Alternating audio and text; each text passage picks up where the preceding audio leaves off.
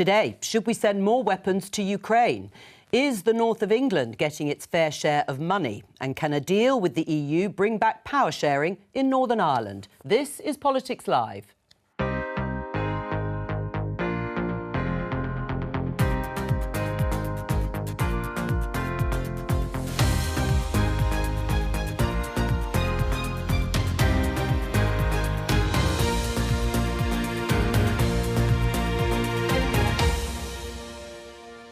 Joining me today, Conservative MP Anthony Browne, Liberal Democrat MP Sarah Olney, Guardian columnist Jonathan Freedland and former Northern Ireland First Minister Arlene Foster. On the programme. Putin expected Europe and the United States to weaken our resolve. He expected our support for Ukraine to crumble with time. He was wrong. He was wrong. The West agrees to send dozens of tanks to Ukraine, but President Zelensky wants more. The key now is speed and volume. We have to form a fist of tanks, a fist of freedom, which will not allow tyranny to rise again. There is a vision for the future of this country in which we unite our amazing country and level up across the country. That was 3 years ago. Are the Tories delivering for the North? We'll ask the North of Tyne Mayor Jamie Driscoll.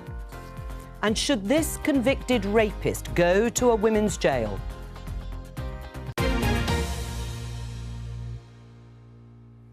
Let's start with the story of tanks, Leopard 2 tanks, following Germany's decision to give it the green light going to Ukraine. Let's look at a couple of the front pages. The Daily Mail, finally, it says, the West unites to defend freedom. And then if we roll on to the Mirror, very similar headline, World United Against Evil. You heard President Biden there in the headlines. My opening question to the panel, starting with you, Anthony, is there any limit to the support, military support, we should give Ukraine? We absolutely need to give the Ukraine the full support it needs to make sure that it wins and regains its territory. The UK was the first to give NATO standard tanks. The Western alliance has been held together. That's really, really important, the point that Joe Biden was just making. And we need to make sure that, see how those tanks go. They've got a lot of tanks they've got to absorb now. But in your mind, there's no limit. There's no limit to the help that we could give Ukraine. It could go beyond tanks. We've got to, first of all, see how far we get with the tanks and whether that is enough. These are NATO standard tanks, very, very powerful, far more powerful than Russian tanks. The question that's been raised is about fighter jets. That's really a decision for another day. That is far more complicated than tanks. You've got to train the people to fly the jets, train them to maintain them. You need to keep the Western alliance together as well. So I would say, first step, tanks, get them operated and then see how that goes. Is there any limit in your mind to the level of support, military or otherwise, we could give to Ukraine? Well, we're Liberal Democrats very pleased to see that the tanks are going to Ukraine. It's something we've been calling for a long time. We want to see as much support as we can possibly give Ukraine, whether that's military or, in any other way, humanitarian aid. I think it's really important we see what happens next. I think everything is very uncertain. We want to see how events unfold. We want to work with international partners and we'll see what happens next. I mean, it says, reportedly, that it'll be transformational. Because Germany has made this quite big decision for a country that has resisted historically post the war, Jonathan, to get involved in any way in any conflicts. Now it is, and it's the green light to other countries that have these Leopard 2 tanks to do the same. Does that also mean that for everyone else there is no limit to what we'll do? I think even if there is a limit, nobody is ever going to say so, because it's partly about signalling to Vladimir Putin, and you heard that in the comments of Joe Biden, that was one of the reasons why in the end Germany had to act and why the rest of the alliance had to act, simply because Putin was gambling on Europe not being united, the West not being united. And for that argument alone, I think the pressure became impossible on Germany to do anything but to send them. I think Anthony's right, the next stage is going to be a discussion about jets. This is going to keep on going as long as it's not over. But the support, I think, is still there. And if anything, it keeps it's uniting and solidifying. I mean, there are fears of escalation in general. I mean, it is this balance between the two, isn't it? And certainly the Russians are saying that this escalates things. That's no surprise whatsoever. So do you think there's any limit? Well, I think what we need to do is work with the Ukrainians. Very interesting to hear the President say that we need more. And of course he would say that yes, he wants because hundreds. he's wanting to end this war. And we shouldn't forget that this war's been going on for a year now, nearly. And the people of Ukraine are suffering greatly. And it is actually a humanitarian crisis in terms of the citizens that live in Ukraine. So are we going to stand by, as Boris Johnson said this week, or are we actually going to help? I think this government and indeed this country should be proud of its record on Ukraine. But we, of course, have to keep watching to see if there's more we can do to help. All right, let's talk about the Tory party chairman, Nadeem Zahawi, because the head of HM Revenue and Customs, HMRC, has been questioned by MPs, including by you, I think, Sarah, on that committee, in the Commons Public Accounts Committee. Let's have a listen to what Jim Harris said about the penalty that has been paid. He wasn't talking about this case directly, but why penalties are actually given to people over their tax affairs. There are no penalties for innocent errors in your tax affairs. So if you take reasonable care but nevertheless make a mistake, whilst you will be liable for the tax and for interest if it's paid late, you would not be liable for a penalty. But if your error was as a result of carelessness, then legislation says that a penalty could apply in those circumstances. Anthony Brown, what do you say to that? He said there are no penalties for making innocent errors in your tax affairs. Well, we know that Nadeem Zahawi has paid a penalty in his settlement with HMRC.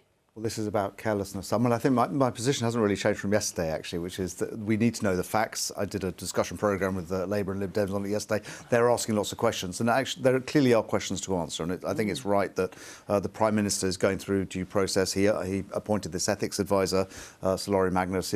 Sir Laurie is looking at it. We need to know all the detail about what's happened. This inquiry needs to be very, very quick, clearly, from a public confidence point of view. And a political point of view, no doubt. And a political point of view, but it's quite difficult to have discussions about this without actually knowing the full facts. Well, we do know some of the facts, don't we? We know that he paid a penalty, and we now know from Jim Harris, the chief executive of HMRC, that a penalty would only arise where it was considered someone had failed to take reasonable care of their tax matters. Is it right that someone holds high office, particularly the office of Chancellor, but in this particular case, Tory party chairman under Rishi Sunak, if they haven't taken reasonable care of their tax matters? There's more to the story just than about the HMRC. It's also about what was disclosed when. You know, what was said when he was appointed Chancellor. What was said to the current Prime Minister Rishi Sunak when he appointed him chairman. And so that there's a question mark here about whether the ministerial code was followed. And Sir Laurie Magnus.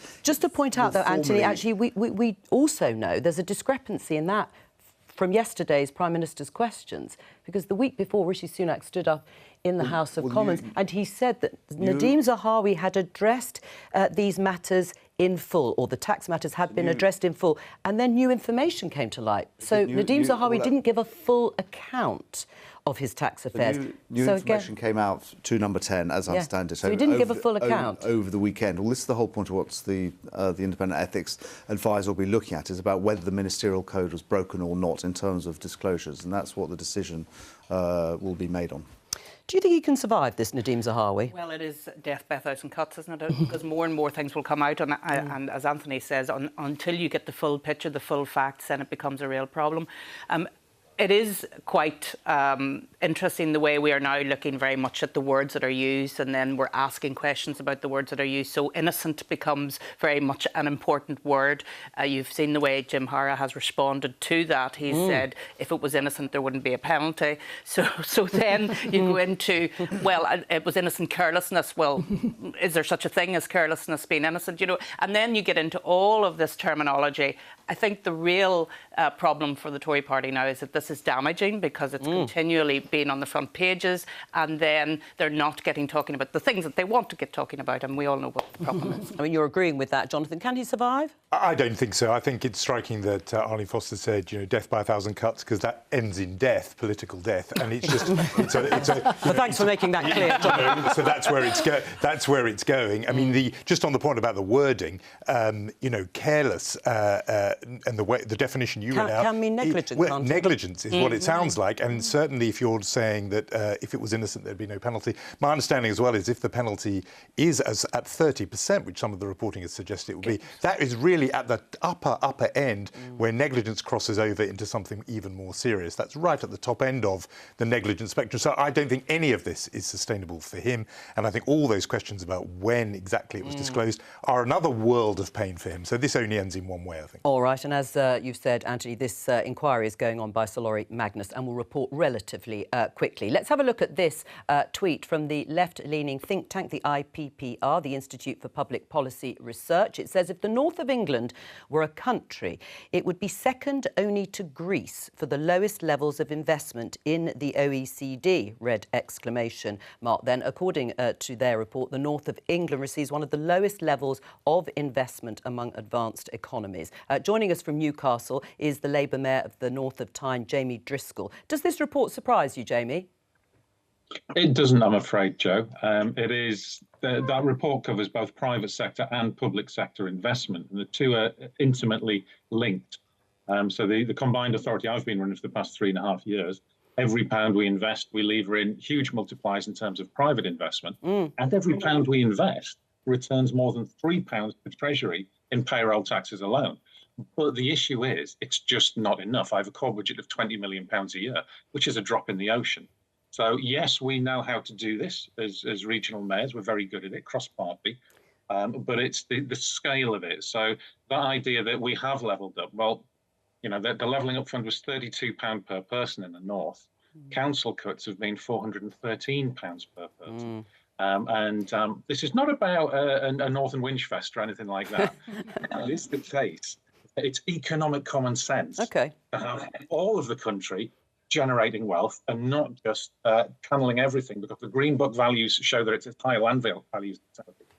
And closing a lot of these long-term inequalities in terms of health, in terms of educational attainment, and particularly transport infrastructure in the North East. All right, Anthony. It's in Russia. Sorry, in London.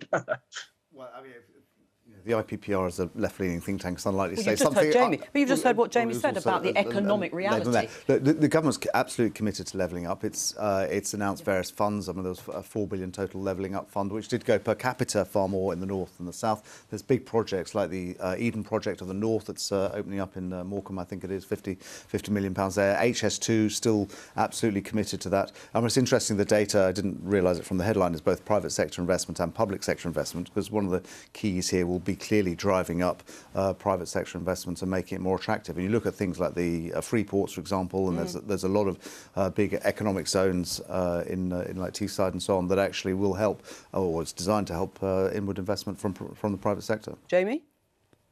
Yeah, but HS2 isn't coming to the north, and it was never coming to Newcastle. The Northern Powerhouse Rail, which was in the Conservative manifesto in 2019, has been ditched. We're very good. I'm working with pension companies to lever in investment. We work with our small businesses. We were the #1 region for inward investment last year in England. We are very good at it, but we don't have the financial firepower. And at the current rate, these little scattergun projects of the Eden project here, opening a leisure centre there, that is so stop-start that it doesn't work. Because when I'm talking to private sector investors wanting to bring in large amounts of money, what they need is certainty. Otherwise, you won't get the private sector to invest. And when you're throwing in a beauty pageant kind of bid, and then it comes down to random allocations, in effect, you cannot plan strategically. So it's good that there's investment in R&D goes into Cambridge and the Golden Triangle. It should also here. It's funny. Well, it's funny you mentioned Cambridge. I mean, first of all, just broadly, it just doesn't live up to the scale of perhaps the ambition that was imagined by people like Jamie. Would you agree with that? That this begging bowl, as I think the West Midlands Conservative Mayor Andy Street has said, there should be an end to this begging bowl culture for money. Well, it's grants. I mean, always places apply for grants, and it's. I agree with you that we clearly need to do more. I mean, levelling up is a big generational project. I mean, it was never going to happen overnight, and in fact, indeed, if you go back to the last Labour government, they were very keen on didn't use the term levelling up, but it was the same sort of concept of trying to help the north. And you know, it is a long-term project. The most important thing is the government remains committed to it, and you know, I'm sure you'll get a lot of other projects coming forwards, other schemes, ideas and policies coming forward to make sure we do level up as a country. But Jamie mentioned Cambridge. your constituency is in Cambridgeshire. I mean, this isn't left-leaning think tank IPPR. This is The Spectator saying the Oxford-Cambridge arc, which is up for extra investment from the government, shows why the Tories don't get it. You don't get it, according to The Spectator. Well, I mean, I did read that article. Is it by a young guy who's frustrated about being excluded from the housing market? And I totally get that. You know, home ownership rates do need to go up. I think they were arguing in that article that actually they should invest far more in the Oxcam arc. But it's difficult to reconcile that with the levelling up, because obviously one of the concerns is that you invest more in the southeast, the Golden Triangle of London, Cambridge, and Oxford. And Cambridge is boomtown. I mean, it's got so much investment, doesn't know what to do with it. And actually, so you know, the government and what Michael Gove has been trying to do as the levelling up secretary is balance out that sort of growth in the south with growth in the north. Well, I'm going to come to the rest of you, I promise a minute. But Jamie, you wanted to say something in response. Yeah, well, it's interesting. We're talking about the think tanks there. So the policy exchange, I think Anthony was involved in. Onward, again, these are Tory think tanks. They all agree, because I work with them, that we need fiscal devolution in this country if we're ever going to unleash the North. Because when decision-making occurs in London, in Whitehall, in South West 1, we are always forgotten about. And we've shown it. The track record is there. The evidence is there of what we've achieved in the last few years when we get the budgets. 50% increase in value for money and skills training once that budget was devolved to us. So that's what we really need. The quantum of money, but crucially, it's the ability to tie it together, because no one in Whitehall knows the Chamber of Commerce chair, the local enterprise partnership there, all the university heads, the local businesses, the charity sector in our region, but I do. So we're able to operate on a strategic, systemic basis rather than ad hoc, short-term funding arrangements. Sarah? Well, hard to disagree with everything that Jamie said there. I think there's no doubt that with the Levelling Up funding awards that we saw last week, it is, and again, as Andy Streeter said, the begging bowl culture. What we really need is some joined up strategic thinking about what it's going to take to boost investment, private sector investment, public sector investment in those parts of the country where there are, you know, there's opportunities for growth. So let's look at it that way. And I think it is really important that we're looking at, you know, what is it? Is it transport infrastructure? Is it investment in research and development? But until the government's actually got a real proper strategic plan, as opposed to just these little tiny parcels of money here and there to the lucky, you know, the lucky towns and cities. And I mean, I think it's been a bit of a waste of time. Oh, you think it's been a total waste of time? A bit of a waste of time. Sorry. What I mean is, you've had all of these local authorities. They've been working on their bids, and it's been taking them away from other work they could have been doing. But again, just to emphasise what Jamie was saying there, we've seen local authorities all across the country have had their budgets slashed, and now a few of them are getting tiny bits and pieces back. It's no way to have a proper strategic approach to improving growth and productivity. Fiscal devolution, Arlene? Well, I see a different way of doing it, actually, and it's taking Jamie's point about local communities knowing on the ground what's important for them and what needs to be done. So you have, as we did in Belfast and indeed up in the northwest as well, have where they had city deals and they worked with Westminster, they worked with Stormont, and they were able to get a pot of money which they could then deliver on the ground. I see that should be the way for this to happen as well. So we have plans for the southwest of Northern Ireland, for example, and then that is the plan that government should then fund. So you're working together between local government, between the devolved administrations and Westminster. You're having that togetherness, as it were, rather than Westminster decide, no, I like the look of that, I'll give some money to that, which doesn't really work. What does it really mean, fiscal devolution, Jonathan, in real terms? Well, I mean, first of all, you can't get away from the context here, which is there's been a decade of starving many of these local and regional authorities of funds from austerity at the beginning and huge budget cuts since. So Jamie Driscoll and people like him have been dealing with shrinking budgets for over a decade. But beyond that, yeah, I think giving the levers of decision-making to the people on the ground. Our model in this country is broken. It's far too centralised, in which Westminster dispenses largesse to the lucky few, as we've been hearing. Instead, the decision-making, actually, I would have local and regional authorities have the ability to raise funds for themselves as well as to spend it, to borrow, to invest, to have the kind of financial muscle that can enable them not to enter essentially a lottery or a beauty pageant and hope that they get lucky. Morecambe have got lucky with the Eden Project.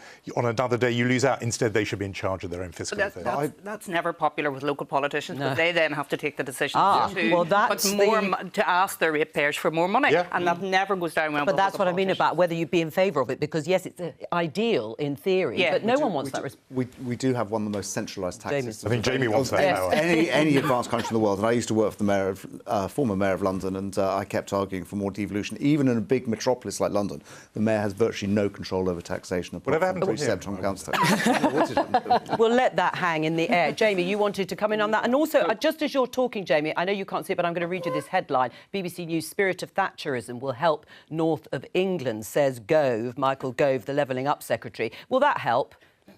Well, I heard Michael say that yesterday at the Convention of the North. It didn't go down well in the North. Let's park that one, shall we? All right. So fiscal devolution is not about raising more taxes from the people in the North. Our business rates, for example, based in the North East is £300 per capita. In London, it's £940 per capita. So I'd have to raise taxes 3 times higher. What I want is powers like land value capture. Or I've created 14 years worth of jobs, according to the target government gave me, in 3 years. So can I have the payroll taxes that we created from that back? Can we have a regional wealth fund? That is, in fact, written into our new devolution deal. So one of the things we're already doing is we've created an investment fund vehicle. We're levering in money from pension funds. There's £3.4 trillion in pension funds looking to invest somewhere, all not making enough money from government bonds at the moment. And what we want is the support from government to be able to lever that huge amount of money in, which is our pensions. We want it to grow. So that's, I think, where innovation needs to come. All right. And that will only happen by talking to local leaders like me. Jamie Driscoll, thank you very much. I'm sure you're making all these presentations to government ministers. Thank you for joining us today. Just before we move on, very briefly, Anthony, this headline in the Financial Times: Liz Truss, former Prime Minister, to join Tory right-wing clamour for immediate tax cuts. She still believes in those, and she'd like them to come quickly. Would you like to see tax cuts in the budget? You can only do tax cuts in a way that is fiscally responsible, that doesn't spook the markets. We tried that; it didn't work. You've got to tackle inflation first. That's the big evil. I mean, I think like all Conservatives, and indeed, I believe like the Labour Party, we want to see tax cuts overall. Taxes at the highest rate. Sure, that's understand, but not in this budget. In a measured, sustainable way. Let me show you this headline on a different subject in the Daily Telegraph. Baffling Brexit plan will wreck trade, according to the head of Marks and Spencer's. To get someone to explain that to us, it was a story actually broken by our Northern Ireland economics and business editor, John Campbell. He's in Belfast. Tell us about the story. Well, this is mostly about Marks & Spencer's business, not in Northern Ireland, but in the Republic of Ireland. Because if we think about what this is really about, it's around the Northern Ireland Protocol. And that's the post-Brexit deal, which means that goods coming from England, Scotland and Wales into Northern Ireland are subject to checks and controls. The UK and the EU want to reduce those checks and controls. One way they're thinking of doing this is by labelling food products for UK sale only. So those products coming in to Northern Ireland then would be unlikely to leak into the EU's single market. Now, the reason that's an issue for Marks & Spencer's is because they have quite a big business in the Republic of Ireland, and they are saying what it would mean for them is they would have to produce 2 separate sets of packaging, one for the whole of the UK and then a separate set for the Republic of Ireland, whereas at the moment they basically treat the island of Ireland as one unit. So they say that would add cost and complexity to their business. And in some ways, this is quite a narrow problem. It's really a problem for UK food retailers who also happen to have a business in the Republic of Ireland and what it would mean for them in terms of extra cost. John Campbell, stay with us just a moment. Arlene, what's your response to the story, even if it is relatively narrow in that sense, but in terms of solving what's seen as the problems of the practicalities of the Northern Ireland Protocol? Well, it won't solve it. I think that's very clear. And it would increase cost. It would actually put a lot of pressure on primary producers, our farmers as well, from the big retailers. The way in which this should have been dealt with right at the very start, of course, was trusted traders, big operators like Marks & Spencer's, like Tesco, like Asda, who go into Northern Ireland, but who also go into the Republic of Ireland, and they could have dealt with it through that mechanism. There was small businesses exemptions that could have been used as well. There was technical proposals put forward, but were rejected because they were quote-unquote unicorn ideas. All of a sudden, they're back on the table again. this didn't need to be where we are now, and we could have dealt with this if there had been the political will. But of course, there wasn't the political will, and that was the problem. I mean, what's the chance of your colleagues, your former colleagues in the DUP, going back into power sharing, which of course is the political consequence of this? Well, they've set down 7 tests, which I think are well known to everyone, and they will judge whatever comes forward on those 7 tests. But I don't see any real urgency to deal with this matter, despite the fact that Northern Ireland is being treated differently from the rest of the United Kingdom, and it's been going on nearly now for 2 years. Jonathan? Well, first of all, we should remember that the Brexiters said one of the reasons for Brexit was to cut down on red tape. And what do we see? It's adding much more red tape. Yeah. But besides the point about the detail of this, the big fundamental point is always still the same, which is you could not leave, Britain, the UK could not leave the European Union, Customs Union, Single Market without there being some frontier, boundary between the UK and which could have been digitally and the European Union. And that border was either going to be on the island of Ireland, no, that was impossible because that would undo the Belfast Good Friday Agreement, or it was going to be down the Irish Sea. Both of those should have been unpalatable, and therefore the last thing the UK should have done is to leave, especially for Northern Ireland, which is why I think the people of Northern Ireland voted against Brexit. They got this, they understood it, and why I find it amazing that the Unionist Party, Democratic Unionist Party, ever supported Brexit in the first place, because clearly this headache was going to come. Because we wanted to make our own decisions, and it was a sovereignty issue. As Economy Minister for Northern Ireland, I could see the regulation that was coming from Europe, and it was damping down entrepreneurial. So much yes, more because of the protocol. And of course, it should have been dealt with in a better way. And this red herring of a hard border, which was used very effectively, I have to say, by the Irish government, it was never going to happen. Who was going to put the hard border in place? It could have been dealt with in a very effective way, using technology, using trusted traders, using business exemption, but it wasn't, Joe, because of the political situation where the Irish government wanted to keep us in the single market for very political reasons. Jonathan? Well, I think the technology thing was one of these mythic that was a unicorn idea if ever there was when people talked about it, but nobody could ever make it tangible.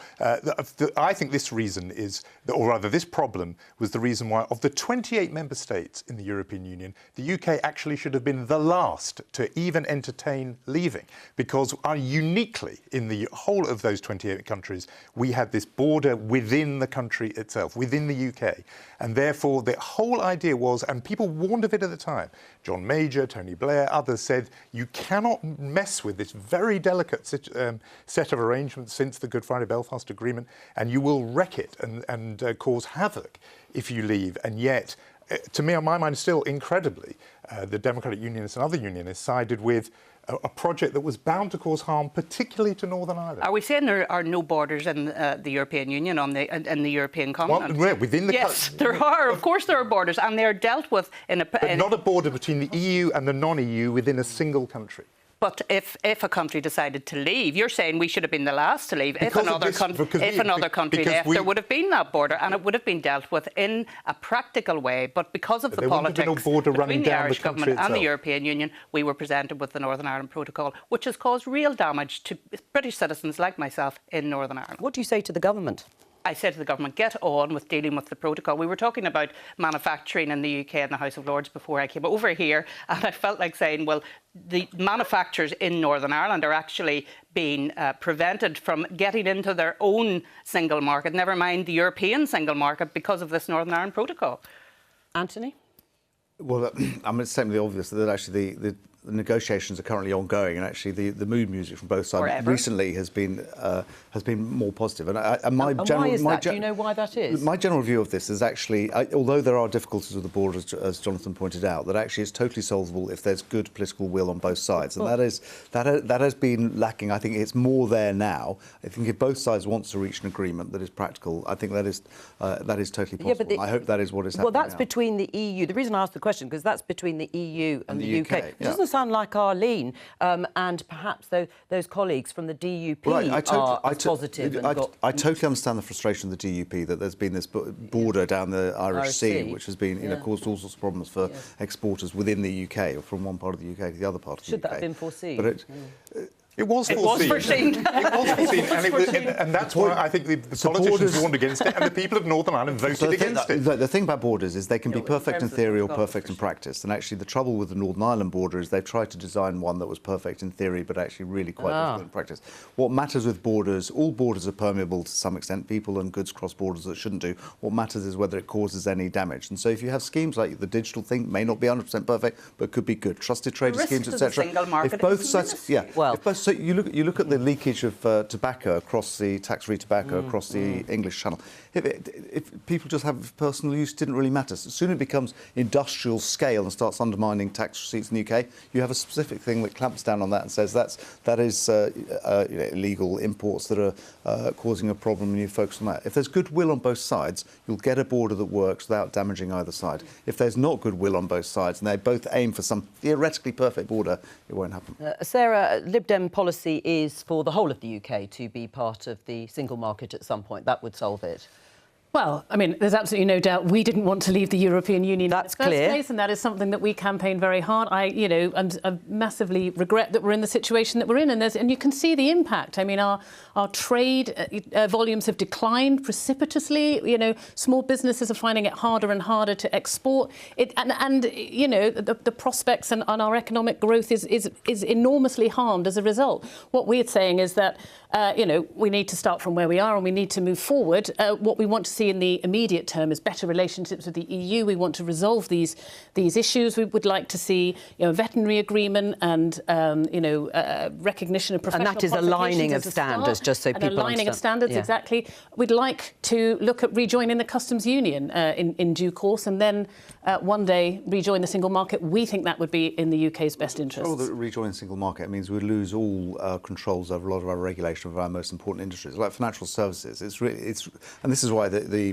governor of the Bank of England was early in the stage warned against it, that as a global financial centre, it would be really dangerous not to have any control over financial services regulation, which is what would happen if we joined the single market without being in the EU. As the Lib Dems Business and Treasury spokesperson, I spend a lot of time talking to business groups and the city, and they're really clear the regulation they want to see high standards of regulation, because that creates a level playing field, it gives consumers confidence, but more than anything else, they want to see certainty, and the idea that we're going to be constantly chopping and changing. We want high global standards, but I don't think any of them want to be in the single market. The international London was doing much better as a financial centre when we were in the European Union single market than it is outside it. The idea that Frankfurt or London haven't been successful financial centres inside the EU is mythic. I'm just going to have a final word from John Campbell, because he's been listening very carefully. I don't know what you make of the discussion that you've heard, John, or about the sort of level of support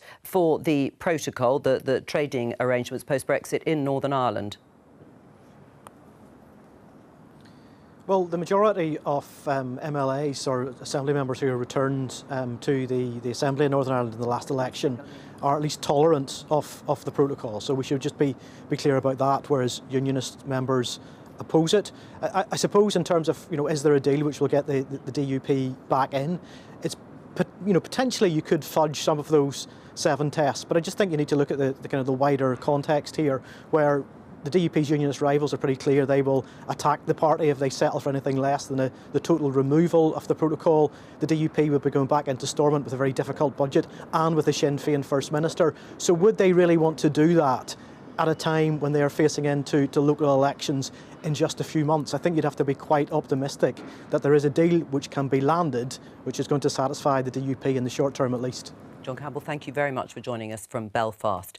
Let me show everybody this headline in The Guardian. Trans woman guilty of raping 2 women remanded in female prison in Scotland. This is the story about Isla Bryson, a transgender woman who has been convicted of raping 2 women in attacks carried out before she changed gender.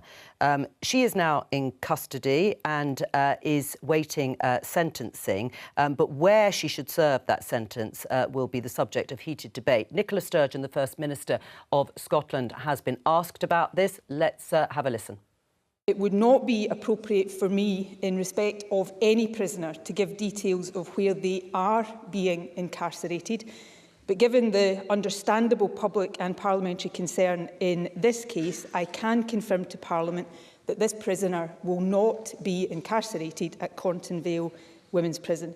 And I hope that provides assurance to the public, Presiding Officer, not least to the victims in this particular case.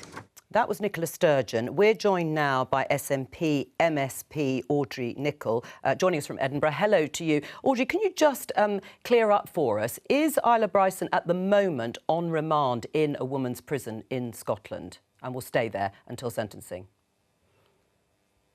Well, I'm like you. I've just listened to the First Minister's update, First Minister's questions, and as it stands at the moment, I'm not party to any information on where this trans woman is at the moment.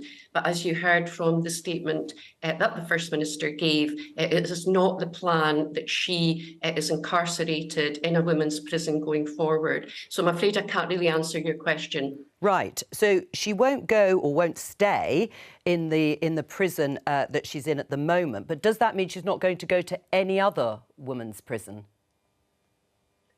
Well, again, that's not for me to decide, and we've not been made party to that information. Right. So you're having no say and no role in this whatsoever, because obviously this is a high-profile case and it's being watched very carefully in light of the Scottish Parliament having passed a bill, the Gender Recognition Reform Bill, to make it easier for people to legally change their gender. It is being blocked currently by the UK government on the basis they say that it undermines UK-wide equalities laws and perhaps threatens women-only spaces. Can you see why there are concerns about that?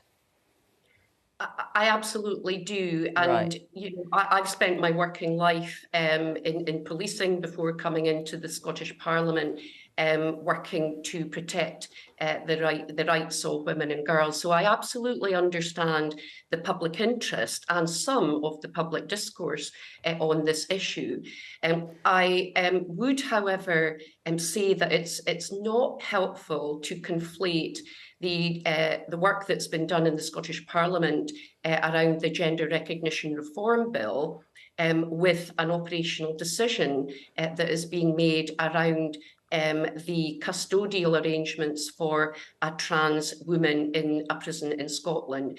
The bill does not give trans women any further rights in the context of where they are accommodated if they are a convicted person in a prison. Wow. And I think it's unhelpful for us to maybe sort of conflate the two at this point in time. Well, I'm not sure about the conflation. We'll discuss that here in the studio. You've made clear you don't know whether or not Isla Bryson will go to a different women's prison to serve out her sentence. Would you be happy for that to happen, personally? Would you be relaxed about that?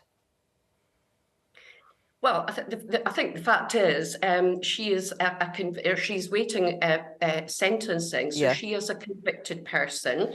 As such, she will require to be accommodated in a prison.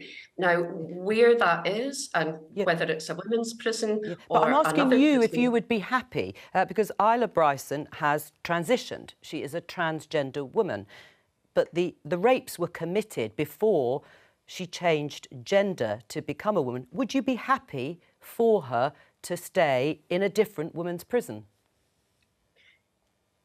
Well, I think the question here is more about... No, but I'm asking you this question just because I think our viewers would be interested to know, as a member of Holyrood, an SNP member of Holyrood, what is your view? What's your opinion on that? What would your constituents think? Well, my view is that in terms of the Scottish Prison Service and their ability and the role that they play in accommodating trans women, then I'm absolutely confident that they have the right controls, balances and checks and a risk assessment arrangements in place. They risk assess men and women every day in terms of risk and vulnerability, in terms of the safety of So the you're person. happy, right? So you're happy for that to happen. But I have to say, there is some, we call it copy, some news from my colleague David Cowan, the Home Affairs correspondent at BBC Scotland, who says exactly what you said. They'll assess the risk, but they may decide that Isla Bryson be held in solitary confinement or in some sort of segregated cell. But that can't go on forever, can it? Well, again, I don't work within the prison service, and if that is a judgment that they make, that's absolutely an operational decision for them to take, and that will be based on a range of different criteria that informs their risk assessment and their risk planning approaches. All right, Audrey, just perhaps you'd stay with us. Anthony, what's your response? I think the women prisoners have a right to feel safe where they are, and this is a male-bodied person completely who's a convicted rapist, who's got a history of lifelong violence against women, who's completely physically attacked, capable of committing rape again. History shows that sex offenders doesn't change because you identify as a different gender. His wife, her wife, has said today in the papers that she's absolutely convinced it's a former wife, that it's a ruse just so he can go into a woman's prison. Well, women prisoners have a right to feel safe in their prison, and I think this would seriously contravene it. So I think this trans woman needs to go into either a trans unit or you might decide to, he might change his mind and go into men's prison. I mean, this case could end up being quite instructive in terms of legislation. Audrey making clear in her mind that they're not the same thing. We shouldn't conflate the idea of making it easier under the bill that's been passed to change your gender legally in Scotland, and this particular case of where transgender women should be held if they've committed crimes against women, whether they should be held in women's prisons. Yeah, I don't think you have to even get that far. This is one of those rare cases actually, where the problem seems very complicated, but the solution might be quite simple. And in my mind, the solution is anyone who has committed rape should be nowhere near women prisoners. And this person's a convicted rapist and shouldn't be anywhere near women prisoners. Arlene? Yeah, I entirely agree with that. But I mean, we were told during the debate around the Gender Recognition Reform Act that any suggestion that people would use this as a way to evade justice or to go into a women's prison was all a lot of nonsense, and we were just, scaremongering and all the rest of it. This is hugely concerning, and in terms of, I used to work with the Girl Guides. There's a real concern in women's organisations, whether for young people or indeed for those who are vulnerable, that this will become something that will have to be dealt with. And, this could have been foreseen. I mean, when was he found guilty? And from that to the point where he's going into, or when did he commit the crime? From the point that he's found guilty, he's been able to transition into a woman. So this, to me, is completely wrong. And there should have been a wider conversation about it. There was an opportunity in the Scottish Parliament to deal with these sorts of cases, and it was rejected by the Scottish Government, and they didn't accept the amendment that was put forward, I think, by Conservative members in the Scottish Parliament. I'll get Audrey to comment in a moment. But your party in Scotland, MSP, supported it too, didn't they?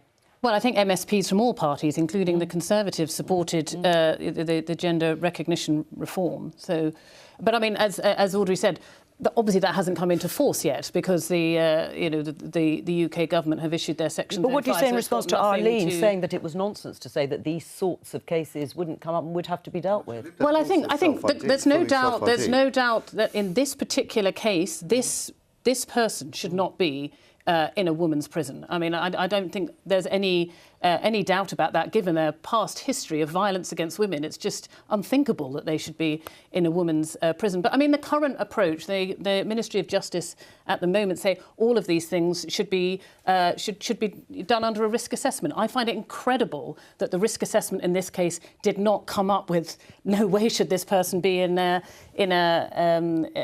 women's prison.